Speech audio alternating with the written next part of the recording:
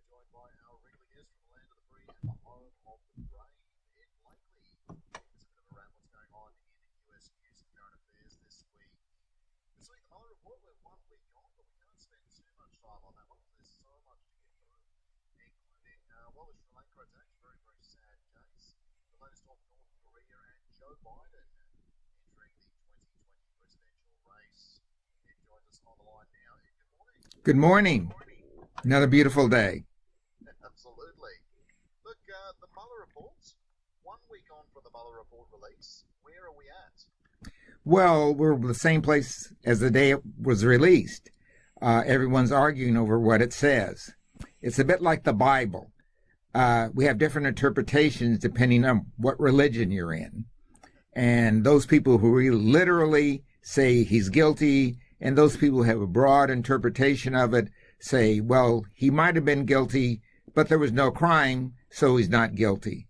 Until you can pin him for the actual crime, there's no guilt. So I think the Bible and the Mueller report will be on the same shelf.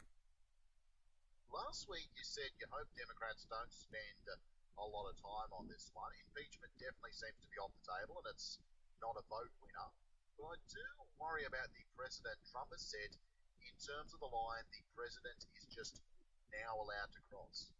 Well, the president thinks he's not vulnerable anymore, that he'll get away with all this stuff he's been doing and more. He has to be very careful here because his base out among the people is strong, but his base in the Congress, that's both the Senate and the House, is weakening. People don't want to see the democracy torn to pieces, so he has to tread very, very carefully here. Moreover, he needs to be president because of all the other crimes he's accused of that are state crimes. This story is not over. As you know, he's going to court to protect his tax returns. If he won that, every American would win it. Oh, I'm under audit, so therefore nobody can see my tax returns, not even a bank or anything else. It's ridiculous on its face, but it's also an affront to the democratic process, which says the Congress has a legitimate right to see anyone's tax return. They don't have to have a reason for it. The law is very specific in this case, and the president is not exempt. Again, interesting precedents.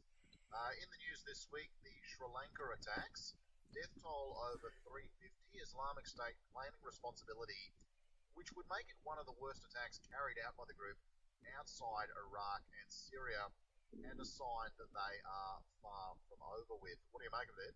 Well, we said several weeks ago that these attacks would start up outside of Syria now because the Syrian battle is over. So there are still plenty of weapons in the hands of the ex-combatants and their followers, and they're going to use them around the world. Christchurch is one of the rationales they're using, but you can be sure that the ISIS tragedy is not over yet, and there'll be a major attack, probably in the United States, and maybe one here in Australia. As you say, Christchurch, one of the reasonings, if you can give any kind of reasonings behind the Sri Lanka attacks, which would really give what the very worst voices on both sides, if we can call sides of this, what both sides are saying they want: a clash of religions, a clash of civilizations. Well, this is really terrible because it's leading into politics and ordinary life, and people who are innocent on both sides of this are being made victims. It's a very, very sad state of affairs, where one person can declare some religious belief and do damage to others. And it doesn't matter whether it's a person attacking Muslims or a Muslim attacking others. It's a very, very sad state. And the fact that it's come into our political life makes it even worse. This is not over yet. Something significant is going to happen soon, like the World Trade Center. I just don't know where. It only takes one person to do it.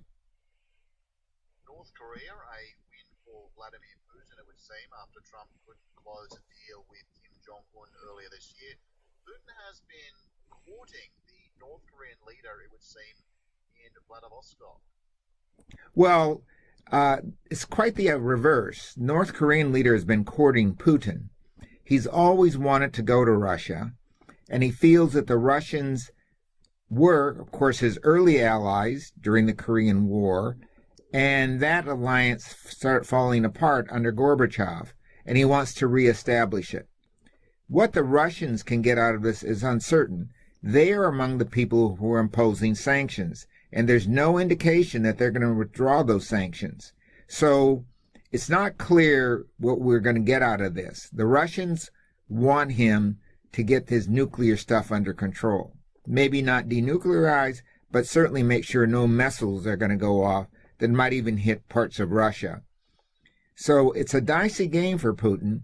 He has to come up with something that reassures the North Koreans, much as the Chinese are doing, but at the same time does not let them think they're going to be used as part of an army against the West. That's not good for China. It's not good for Russia. It's not good for anybody. Staying with the news, but back on, American soil, the opioid crisis, federal prosecutors trying something new and filing criminal charges against a major drug distributor and two of its former executives this week. What do you think of this as an approach to tackling the abuse of painkillers killing so many Americans? Well, first, let's look at why are Americans taking the painkillers. The painkillers are a substitute for taking drugs, and let's be very clear about that.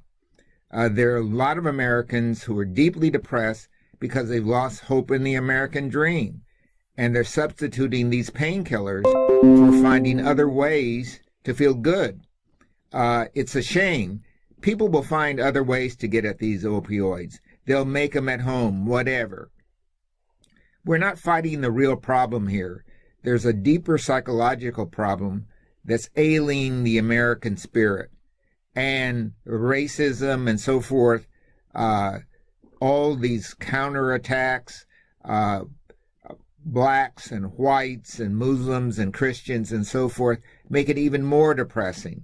So we have a depressed America. The opioids are a symptom of this.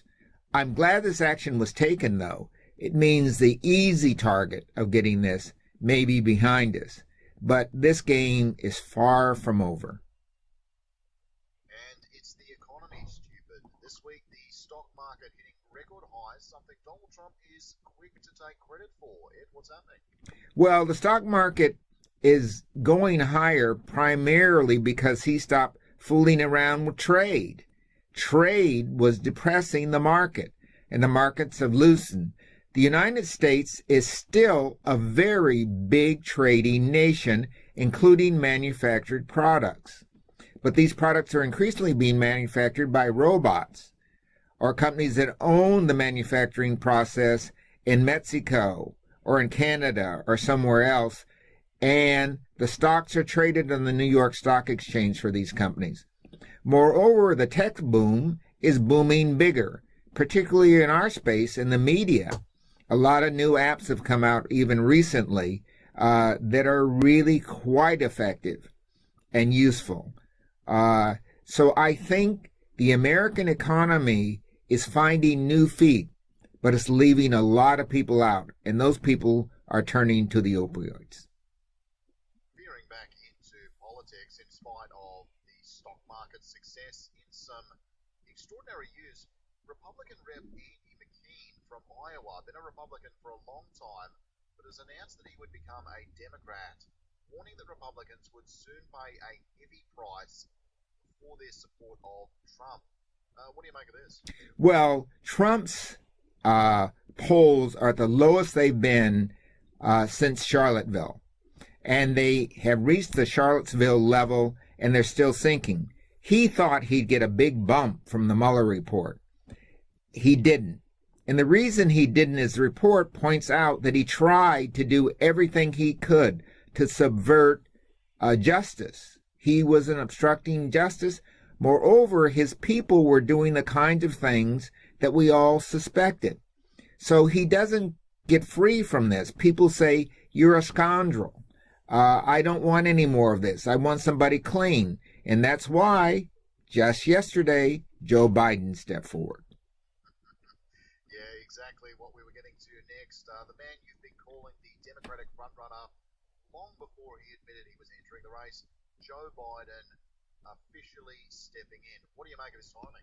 Well, it's good to have somebody my age at presidency. All these young people have been stuffing it up. Now we're getting someone with a little bit of gray hair and capacity. What Joe Biden is clean skin, and he's a beer drinker. So Joe Biden is kind of what you might call a dressed up Trump, a person with good manners, good vocabulary, but still one of the boys. And that's what you need in Ohio, Indiana, Pennsylvania, and Michigan. You need someone who feels like Pop, who's really concerned about you, who's going to bring back those jobs, and has shown real interest in your community because he's from that community. He's not a rich guy. He came from an average community. His kids served in the wars. So Joe Biden is really the American Joe. And I just want to illuminate on that point because I think there is something he kind of said as he was entering the race that kind of illuminated that point a little bit as well. He's made it a point of noting that he's come into the race with $0 in the war chest. Is he trying to play the underdog? I mean, what's this meant to convince us of? It's meant to convince us of he's not bought off, and he's not buying anybody off, that he doesn't have money in his own pocket to buy the party, as Trump did. And he's going to have to be a Beto O'Rourke. It has to be coming in pennies and dollars. And look what Beto did with that strategy. Not having money is an advantage. It's not an underdog thing. If you get people donating money to your cause, they get out and vote for you, and they get their friends and neighbors out. So he's doing the smart thing, getting people to put their dollars and their mouths together, and that will get the votes together. This is a very, very smart strategy.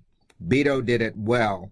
And don't be surprised if Beto's not very close in as the next best thing and the vice presidential candidate.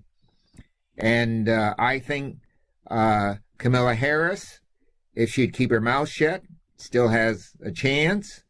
And the senator from New York, Gillibrand, she has a chance. The vice president's probably going to be a woman. But don't count out Beto O'Rourke. Because if he can raise $50 million on his own, he could raise $200 or $300 million with Joe Biden. Yeah, mate, pleasure as always. Plenty more to talk about as we come to the 2020 primaries. Appreciate your time, huh? Well, thank you for having me. It's Anzac Day period, and let's say thanks to all the veterans all over the world. Absolutely, mate. Thanks very much. We'll catch you again next week. Yeah.